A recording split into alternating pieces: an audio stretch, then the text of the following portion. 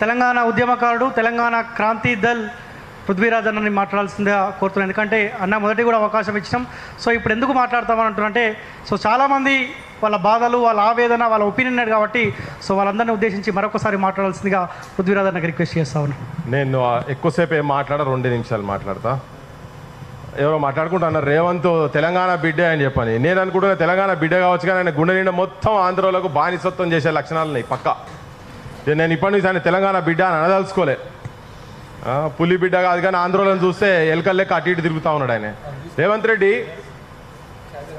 చూసినావు కదా, అందరు ఆవేశాలు ఎట్లెట్లా ఉన్నాయో ఎవరెవరు, కానీ ఒక్కరు కూడా ఏ ఒక్క పదంలో కూడా నువ్వు తప్పుపడే అవకాశం మాత్రం ఇవ్వకుండా మాట్లాడారు ప్రతి ఒక్కరు. ఇవాళ యాక్చువల్గా ఏంటంటే ఆయనకు ఉండాల్సింది ఏంటంటే, ఆయనకు నిజంగా 3 పూటలు బువ్వ కరెక్ట్ తింటుంటే, నీకు సోయి ఉంటే అసలు ఒక్కసారి ఆలోచించే రాత్రి పోయినాక ఇంటికాడ ఎక్కడన్నా నీకు గనిమట్ల మనోళ్ళు ఎవరైనా సోపతోళ్ళు నీకు చూపిస్తే, ఈ వీడియో చూపిస్తే, ఒకవేళ వీళ్ళందరూ కనుక లేకుండా ఉండేది ఉంటే, ఇదే ఈ డిజిటల్ మీడియా లేకుండా ఉండేది ఉంటే, రఘు లేకుండా ఉండే కావచ్చు, సీను లేకుండా ఉండే కావచ్చు, మైపాల్ లేకుండా కావచ్చు, వీళ్ళందరూ ఈ సోషల్ మీడియాకు సంబంధించిన వాళ్ళందరూ కనుక లేకుండా ఉండేది ఉంటే, ఇవాళ నువ్వు ఏడుంటుంటివో ఒక్కసారి ఆలోచన చెయ్యి. మా బోటలో అందరము కేసీఆర్ మీద కొట్లాడకుంటే నువ్వు ఏడుంటుంటివి. నేను చెప్తున్నా, పక్కా చెప్తున్నా. అయితే నువ్వు చంచల్ కూడా జైల్లో ఉంటుంటివి, లేకపోతే తిహార్ జైల్లోనే ఉంటుంటివి. నువ్వు ఇవాళ నీ ఇల్లు జూబ్లీ హిల్స్ ఇల్లు కాదు, ఆడు ఉంటుంటివి. అది జర్ర మర్చిపోకు. కొద్దినన్నా నీకు నియత ఉండాలి. నీకు ఎక్కడన్నా ఏ క్వశ్చన్గా మాట్లాడే ముందు, ఏ మాట మాట్లాడే ముందు ఒక్కసారి నేను ఇవాళ ఈ స్టేజ్లో ఎట్లా ఉన్నా అని ఇలా చాలామంది మాట్లాడుతున్నారు. నువ్వు పెయింటింగ్ వేసుకుంటున్నావు, నువ్వు యాడికి పోయినావు అని. అంటే నువ్వు మాయి ముంతలకే లెక్క పెడుతున్నావు కదా.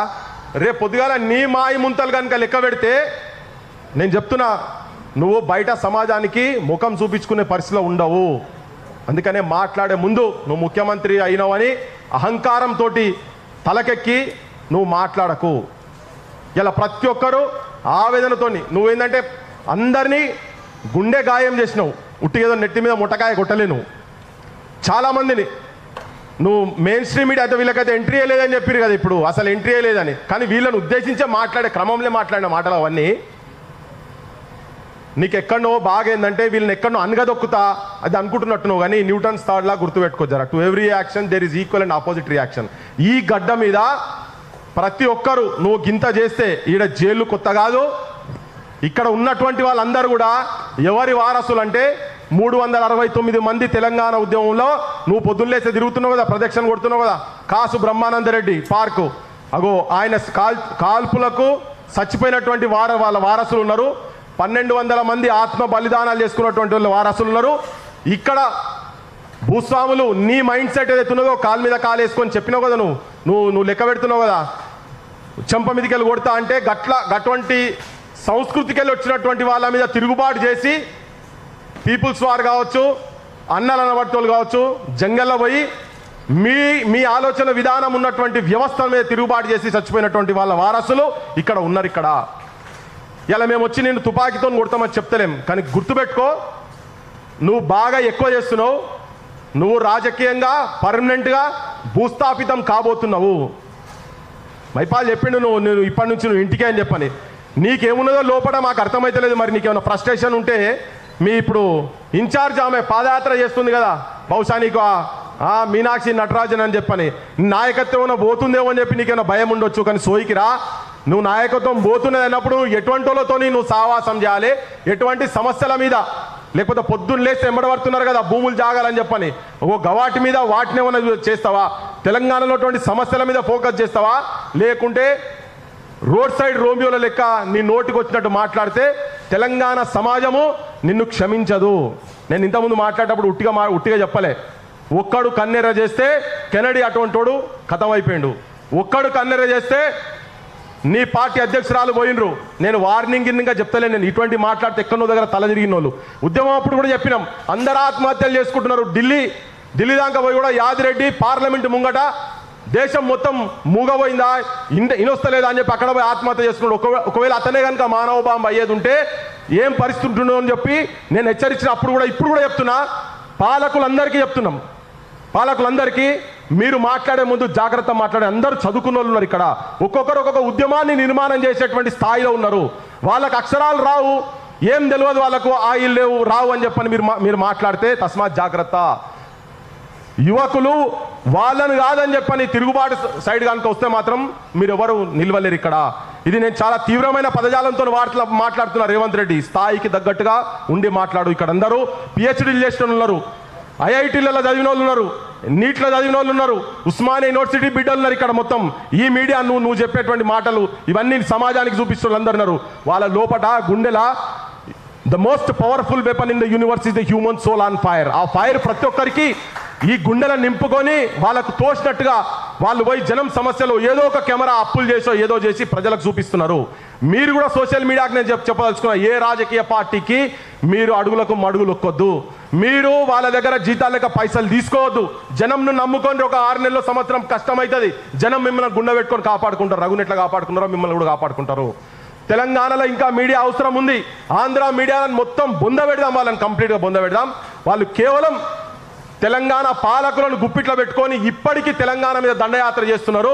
కానీ వీళ్ళు ఎక్కడ కూడా ఈ ఇసుమంతా కూడా భయపడకుండా ఇంకా క్షేత్రస్థాయి దాకా కింది దాకా ఏ సమస్యలు ఉన్నా కానీ ప్రజల సమస్యలు మెయిన్ స్ట్రీమ్ మీడియా వాళ్ళ ఇండ్ల కాడ కూర్చుంటే జనం గడపకాడి సమస్యలు ప్రభుత్వాలకు రాజ్యంకు చెవుల పడేసినట్టు ప్రయత్నం చేస్తున్నారు.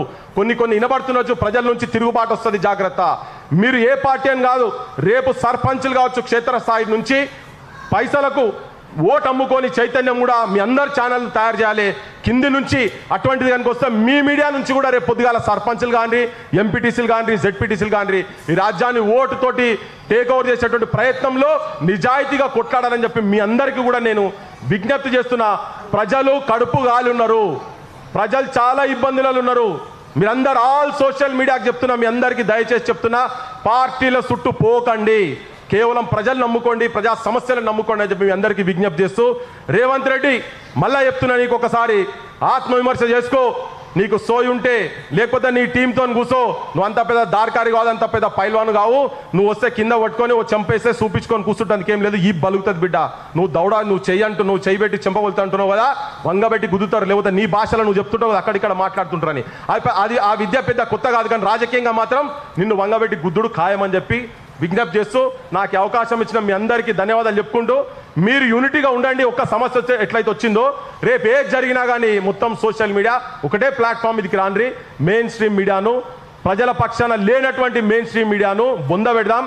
వాడు ఇవాళ ఒక పార్టీలు ఉంటాడు, కాంగ్రెస్లో ఉంటే కాంగ్రెస్ సపోర్ట్ చేస్తుంది మన ఛానల్, బీఆర్ఎస్లో ఉంటే బీఆర్ఎస్ సపోర్ట్ చేస్తుంది, బీజేపీలో ఉంటే బీజేపీ సపోర్ట్ చేస్తుంది. అవన్నీ పోయి మొత్తం విజువల్స్ తీస్తే అంటే ఓనర్ కిరాయి తీసుకుంటే ఓనరు పిల్లలను కొడుతున్నారని కంప్లైంట్ కూడా ఇచ్చాడు. అది పంపిస్తే నీ ఒక్క మెయిన్ స్ట్రీమ్ ఛానల్ ఎవరు వేయలేదు. అవన్నీ నీ దగ్గర పైసలు తీసుకొని పేడ్ ఛానల్స్ అవన్నీ కాబట్టి ఎవరు వేయలేదు. వేసిన ఎవరు వేసిరు? మళ్ళీ మనోళ్ళు వేసిరు. మరి రంజిత్ వేసిండొచ్చు, సీన్ వేసిండు, లేకపోతే మన తొలి వెలుగులు వేసిండు, ఖైదర్ మరి రామ్ వేసిండు. ఇటువంటి వాళ్ళు వేస్తున్నాడు. అంటే ప్రజా సమస్యలు ఎక్కడ ఉన్నాయో అవి తీసి పక్కకు పడేసి నువ్వు ఏదంటే అది, నువ్వు జై అంటే జై, జిందాబాద్ అంటే జిందాబాద్ అని భజన బ్యాచ్ కావాలా? ఇవాళ తెలంగాణలో నిజమైన అంశాలను బతికిస్తున్నటువంటి కేవలం ప్రచార సాధన ఉన్నటువంటి ఏకైక ఏంటంటే ఓన్లీ సోషల్ మీడియా. ఇది లేకపోతే ఇలా మీడియానే లేదు, ఇది చచ్చిపోయింది అన్నట్టుగా నేను అనుకోవాలి. నేను తర్వాత మాట్లాడి నేను ఇప్పుడు మీడియా గురించి 4 ముక్కలు మాట్లాడమన్నారు కాబట్టి నేను మాట్లాడినా. ఇక మీరందరూ నాకైతే ఇలా మీ అందరి లోపల ఏమున్నది అనేది వినాలని ఉన్నది. ఇప్పుడు ఎవరు మొన్న జాన్వియా మొన్న లోపడేసింది భాష అసభ్య పదజాలం అని చెప్పని లోపడేసింది కదా, తనువి ఇంకొకరిని చేసింది కదా. అంటే నేను సోషల్ మీడియా సైడ్ కూడా భాష మీద కంట్రోల్ ఉండాలి. మరి గిట్లా అనుకున్నావు నువ్వు ఎమ్మెల్సీ ఎవరు చేసిరు? మరి నువ్వే చేసినావు కదా మీడియా, మరి నువ్వు ఎందుకు కంట్రోల్ చేయలేవు? మరి ఇట్లా అని నిన్నే అన్నోడిని నువ్వు తీసుకుపోయి హౌస్ లో కూర్చోబెట్టావు కదా. నీకెక్కడ సంస్కారం ఆయన? నాకైతే నిన్ను చూస్తుండే నీ మెడల చెప్పుల దండలు. ఆయన పెద్ద నీతివంతులు లెక్క మాట్లాడుతున్నాడు. నేను అబద్ధాలే మాట్లాడా, అబద్ధాలకు నేను చాలా దూరం, అధికారంలోకి వచ్చినాకనైతే నేను అబద్ధాలే మాట్లాడే పరిస్థితే లేదు అని చెప్పని చాలా పెద్ద మాటలు మాట్లాడి. నువ్వేం చెప్పినావు ఆయన ఎలక్షన్ల కన్నా ముందు? ఎమ్మెల్యేలు ఇంకో పార్టీకి వెళ్ళి నిలబడి గెలిస్తే, ఇప్పుడు బర్నింగ్ టాపిక్ కాబట్టి చెప్తున్నా, వేరే పార్టీలకు వెళ్ళి నిలబడ్డోని మళ్ళా అధికార పార్టీ కావచ్చు ఎమ్మెల్యేలను కొనుక్కునేటట్టుగా ఉండేది ఉంటే మీరు ఊర్లల్లో చెప్పులు మెడకేయండి, రాళ్లతో కొట్టుండ్రి అన్నాడు. ఇప్పుడు నువ్వేగా తీసుకున్నది వీళ్ళందరినీ. ఇప్పుడు చెప్పులు ఆయనకి ఇప్పుడు ఊరేగించాల్సిన అవసరం వాళ్ళనే కదా. షేమ్ రేవంత్ రెడ్డి, నువ్వు మాట్లాడేది ఒకటి మాట్లాడుతున్నావు, చెప్పేది ఒకటి చెప్తున్నావు, నువ్వు చేసేది ఒకటి చేస్తున్నావు. ఇంకోటి ఏంది, నీ పాలనలో కూడా నిజం మాట్లాడే వాళ్ళ మీద నువ్వు కూడా కేసులు పెడుతున్నావు. ఇలా ఊర్లల్లో మాట్లాడుతున్నారు. నేను నిన్న మాట్లాడుతుంటే కూడా మొన్న కరీంనగర్ జగిత్యాల దగ్గర మాట్లాడుతుంటే అమ్మా మీకు 4,000 రూపాయలు వస్తున్నాయా, మీకు పెన్షన్ వస్తుందా అడిగితే నోట్లకెళ్ళి ఫస్ట్ మాట ఊర్లలో వాడక భాష నేను చెప్పలేను కానీ ఆ భాష నేను బట్టి తింటున్నారా, మా తిట్ట కూడా చేసుకో. గదెవరో రికార్డు చేసినని పెడితే వాళ్ళు చేసుడు కూడా తప్పే వచ్చు. దానికి జైళ్ళలో పంపించడం అనేది చాలా టూ మచ్. సో నువ్వు కూడా దొరల పాలనే నీది కంటిన్యూ అవుతున్నది. నీ అహంకారం ఫస్ట్ తగ్గించుకో. నువ్వు ముఖ్యమంత్రి అయిన అనగానే నీకేం కొమ్ములు రాలే. నీ అహంకారం ఫస్ట్ తగ్గించుకో. నువ్వు అంతకుముందు ఏమేమి మాట్లాడినావు, నీ మేనిఫెస్టోలలో ఏమేమి పెట్టినావు, జర్నలిస్టులను ఎటువంటి వాళ్ళు జర్నలిస్టు వీళ్ళని అవసరం ఉన్నప్పుడేమో వీళ్ళ కడుపులో తలకాయ పెడతావు, వీళ్ళ కాళ్ళు మొక్కుతావు. నువ్వు అధికారంలోకి వచ్చినాక వీళ్ళని మొగుడుతావు. కానీ నిన్న ఎప్పుడైతే నువ్వు చేసే తప్పుల గురించి మాట్లాడితే వీళ్ళు నీకు శత్రువులు అవుతారా? నీ ద్వంద్వ వైఖరి, నీ అబద్ధాల ప్రభుత్వాలు, నీకు వత్తాసు పలికేటువంటి మీడియా కావచ్చు, జనానికి కూడా జనం చూసే జనం కూడా ఈ దుర్మార్గ మాటలు, ఈ దుర్మార్గం అబద్ధాల మాటలు, ఇంకోటి ఏం చెప్తున్నాడు, దౌడ వలగొట్టాలని చెంప వలగొట్టాలనిపిస్తుందట. అది ఈయన ఏమనుకుంటుడు పోయినా అర్థమైతే మైక్ టైసన్ అయిన వల్ల ఒక హర్క్యులస్ ఏంది అసలు ఈయన దౌడుకోరు. మా ఆడబిడ్డలు ఇద్దరు కలిస్తే ఆటం పట్టారు, సోయి లేకుండా కొడతారు మళ్ళీ.